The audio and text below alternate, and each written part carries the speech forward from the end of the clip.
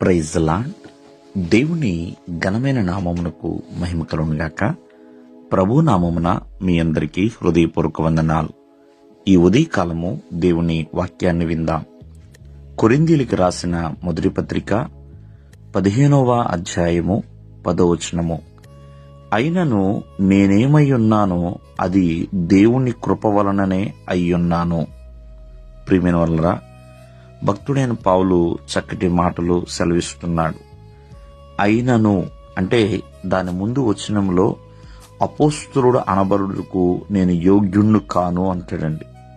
దానికి కారణము దేవుని సంఘాన్ని తను హింసించాడు కాబట్టి.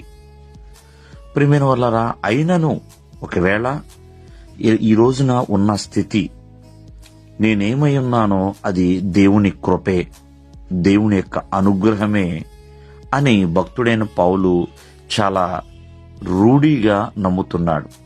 నిజమే.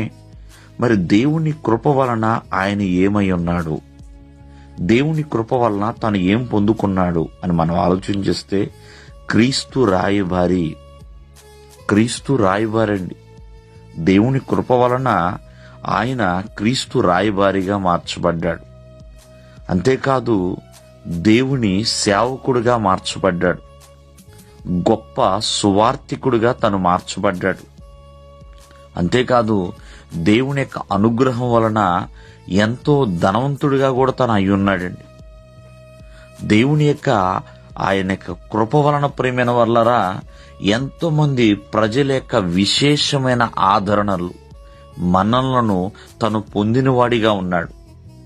అంతేకాకుండా ప్రియమైన వాళ్ళరా ఎన్నో గొప్ప పనులు చేయగలిగాడు. కొన్ని సంఘాలు కట్టగలిగి ఉన్నాడు. ఎన్నో ఆత్మల్ని రక్షించగలిగి ఉన్నాడు. ఇదంతా కూడా దేవుని యొక్క కృప అనుగ్రహమేనండి. అందుకని నేనేమై ఉన్నానో అది దేవుని యొక్క మహాకృపను బట్టే. ఆయన అనుగ్రహించబడిన కృప మరి పౌలు గారి విషయంలో ఎప్పుడు కూడా నిష్ఫలము కాలేదండి. కావున పౌలు గారి యొక్క ప్రయాసం లేకపోతే ఇంకా ఏదైనా సరే అది ఇక దేవుని యొక్క అనుగ్రహమే అని భక్తుడైన పౌలు సెలవిస్తున్నాడు.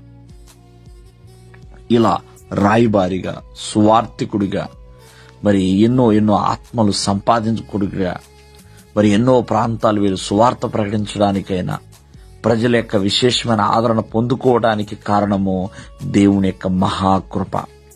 ఆ కృపని ప్రతి ఒక్కరు కూడా పొందుకోవాలని ఆయన కృప తప్ప వేరొకటి ఏమీ లేదు. మానక మన ఎడల ఆయన కృప చూపుతున్నాడు. కావున ఆయన ఎడల ఎల్లప్పుడూ కృతజ్ఞతా భావాన్ని కలిగి ఉండాలి. దేవుడు మిమ్మల్ని ఆశీర్వదించును గాక. ఆమేన్.